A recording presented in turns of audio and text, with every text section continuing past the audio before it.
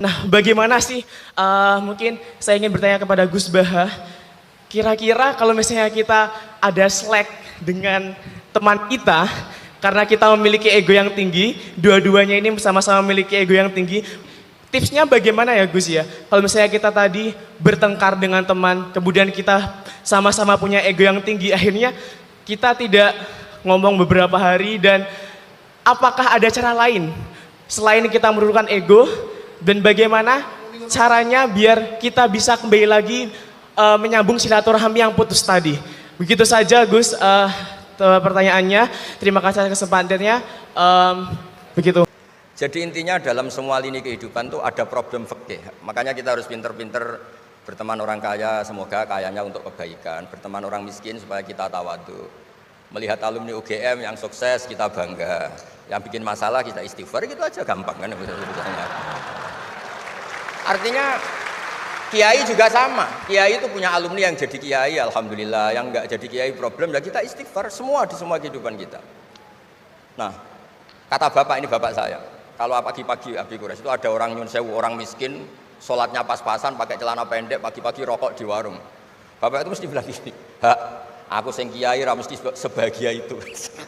Sudah marung, nggak punya uang, ngutang, itu nyingkrang bahagianya, masya Allah. Itu kata bapak, itu rahmatnya Allah. Orang nggak punya karya, nggak punya prestasi sebahagia itu, jangan diganggu. Kan? Selama ini kita sebagai akademisi, sebagai dosen juga ikut salah. Melahirkan satu faham, bahagia itu kalau jadi dosen, bahagia itu kalau jadi rektor, jadi menteri. Sehingga orang itu tidak kok berbahagia dengan kesehariannya. Padahal orang seperti itu, sering saya ketemu orang nganggur itu. Wah enak Gus dadi wong nganggur lah piye? Dadi menteri dikongkon presiden, dadi pejabat esuk kudu ngantor, dadi wong biasa enak wae turu-turu wae ngopi-ngopi gitu. Intinya bahagia seperti ini tidak usah dibatalkan, biar aja tetap bahagia seperti itu. Karena kalau kamu jadi dosen, nyanyi Anda di UGM juga kamu nggak mau. Jadi itu penting, lola kebahagiaan itu penting. Jadi ini Mbak Aida, Mbak Aji, semuanya harus dilatih lah, bahagia itu dilatih. Syukur-syukur model wali ya, terus sujud, terus sungkem di Allah. Kalau nggak model wali ya dilatih yang gampang-gampang. Saya teringat konflik itu dimulai dari tersinggung. Saya ulang lagi, konflik itu dimulai dari tersinggung. Saya punya sekian khazanah tentang lola tersinggung. Saya berkali-kali cerita itu. Suatu saat Imam Syafi'i didatangi orang, cium tangan, terus hormat. Setelah itu orangnya menghujat. Dilaporkan sama santrinya, itu orang yang tadi nyium engkau, di luar menghujat engkau, menghina engkau. Imam Syafi'i tertawa-tawa, baguslah saya wibawa, di depan saya agak berani. Enteng saja, dianggap enteng saja. Enggak kok, wah itu khianat, itu munafik, enggak.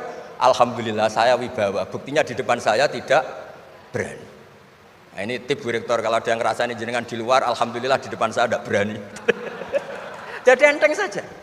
Diceritain lagi, orang separuh dari kampung ini nggak suka jenengan Imam Syafi'i karena engkau terlalu ngendikan hak. Baguslah, kalau nggak suka saya berarti nggak ngutang saya.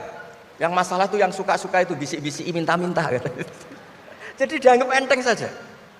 Kalau Anda sudah bisa ngelola konflik seperti itu, ringan saja. Ada lagi ulama disuruh ke tetangganya. Setelah datang ke rumahnya, irji falah hajata libik. Sudah kamu kembali, saya tidak butuh kamu. Setelah sampai rumah dipanggil lagi, ya saya jadi butuh kamu, silahkan ke rumah. Datang lagi sampai 3 kali. Dan setiap dari 3 itu ulama tadi senyum, senang puas sekali. Akhirnya pemuda tadi tanya, engkau saya bully, saya kerjain kok tetap senang ceria. Sampai 3 kali. Ayo datang ke rumah saya. Setelah sampai rumahnya, sudah pulang aja, saya tidak butuh kamu. Setelah di rumah dipanggil lagi, Pak Yai jadi acara di rumah saya. Setelah di rumahnya, sudah saya tidak butuh kamu, pulang. Sampai 3 kali. Dan fikul lil marroh, di fitil kal marroh, di semua itu beliau senyum, senang menikmati. Terus tanya pemuda tadi, kenapa engkau tetap senyum-senyum menikmati? Saya ini penghamba Allah sejati, senang saya sama ajarannya Allah, disuruh menghormati tetangga. Kamu tetangga saya, minta saya datang ya datang, puas kamu nyuruh saya pulang ya saya pulang. Alhamdulillah saya jadi hamba Allah yang baik, ngikuti perintah Allah, hormat tetangga, kata dia.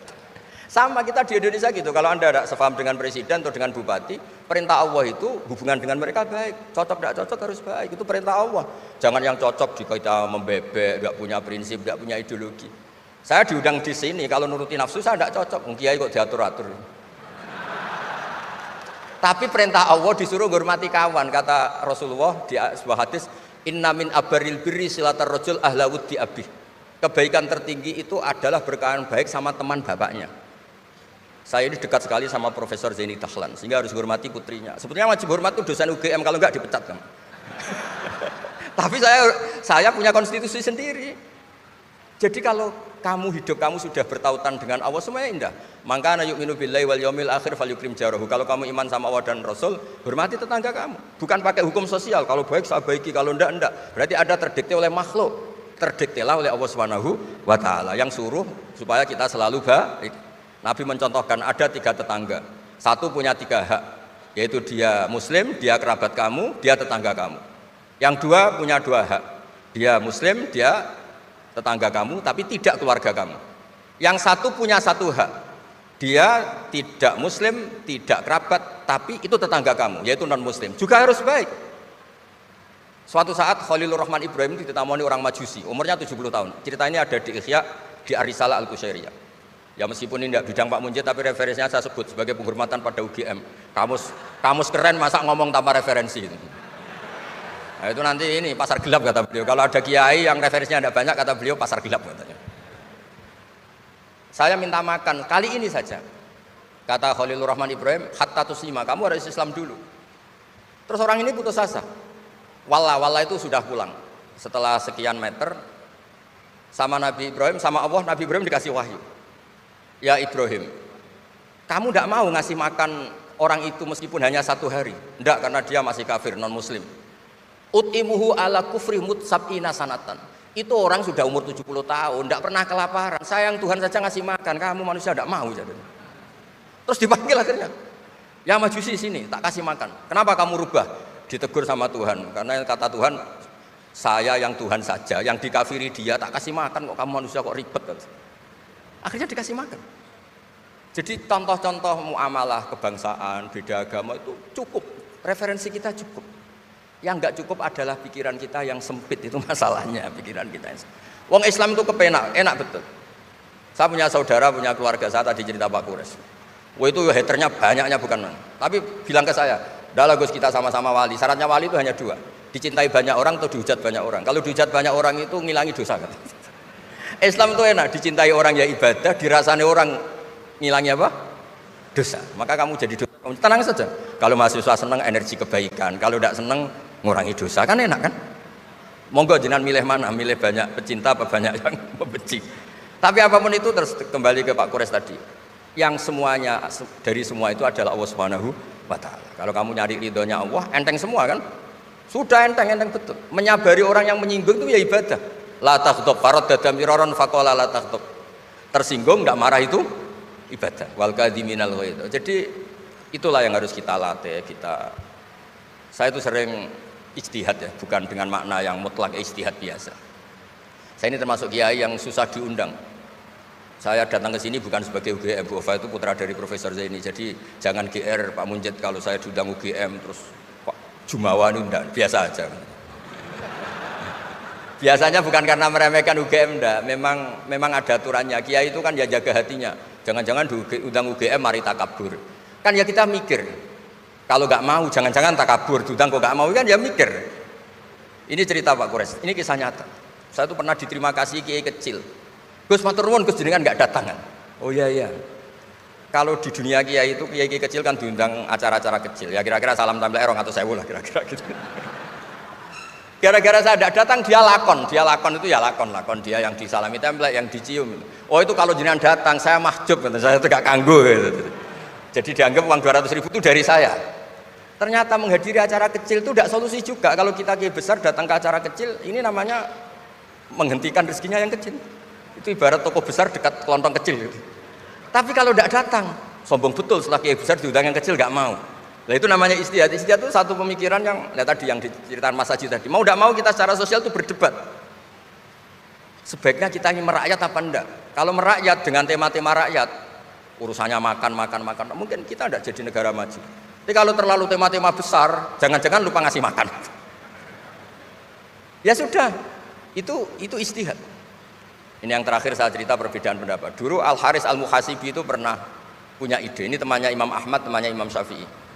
Ya Imam Ahmad saya mau ngarang buku tentang menolak faham-faham Mu'tazilah, faham-faham yang nggak benar. Menurut Anda gimana? Jawabannya lucu. Jangan katanya. Kenapa? Sebelum Anda membantah mereka, meluruskan mereka, pasti Anda cerita argumentasi mereka. Ketika cerita argumentasi mereka, jangan-jangan mereka lebih tertarik argumentasinya Mu'tazilah daripada argumentasi Anda. Berarti Anda ikut menyebarkan kebid'ahan itu. Terus, oh iya. Nah ini mohon maaf ini mahasiswa UGM yang masih muda-muda ini. Misalnya rektorat bikin pengumuman, nyun sewu ada gambar yang seronok, yang menarik. Terus ditulisi gini, jangan lihat ini, bahaya. Misalnya. Orang lihat tulisan jangannya apa ngelihat gambarnya? Nah, tidak semua kebaikan disebarkan itu baik, karena ini ada hitung-hitungannya. Saya sebagai ulama ahli sunnah misalnya, tahu madzhab Mu'tazilah, tahu madzhab yang lain-lain itu dari cerita ulama itu. Jangan-jangan ketika kita cerita bahaya NKRI misalnya, kita ini mencintai RRI justru karena baca buku bahaya NKRI dalam ambang apa. Setelah baca terus tahu ekstremis, tahu ini itu, malah benci NKRI. Padahal kita ngarangnya demi persatuan NKRI, tapi kita tahu problemnya dari nulis. Nah itu hal-hal yang memang dalam istihad, dalam pemikiran itu, makanya saya hanya cerita yang ada di kitab, karena ini keahlian yang memang saya diundang di sini, jadi saya profesional saja. Jadi di bab-bab seperti itu tuh memang kita pasti gampang berteman orang kecil katanya merakyat, ternyata memperbudak. Enak kan Anda misalnya Pak Munjid berteman kampungnya di Kebumen, dosen UGM tinggal nyuruh minta mijitin. Kalau berteman rektor disuruh-suruh kan. Nah ternyata tidak merakyat, senang berteman orang bisa disuruh, gak siap berteman atasnya. Lah gak mau berteman atasnya katanya merakyat, ternyata karena hasud, karena nggak jelas semua, hidup ini nggak jelas. Yang jelas hanya Allah Subhanahu wa taala. Makanya menurut ilmu tasawuf itu qulillah tumadarhum fi khawdi ma'labun, sudahlah kembali ke Allah. Berteman orang kecil ya karena perintah Allah. Kalau karena perintah Allah pasti inginnya ikram, memuliakan. Berteman orang besar juga karena perintah Allah supaya ada hasud, supaya Indonesia ada chaos. Kayak tadi yang didawuhkan Pak Quraisy, la imamun ghasyum khairum min fitnatin tadum. Imam yang dengan arti salah itu masih lebih baik ketimbang chaos. Karena kalau chaos lebih gak kebayang.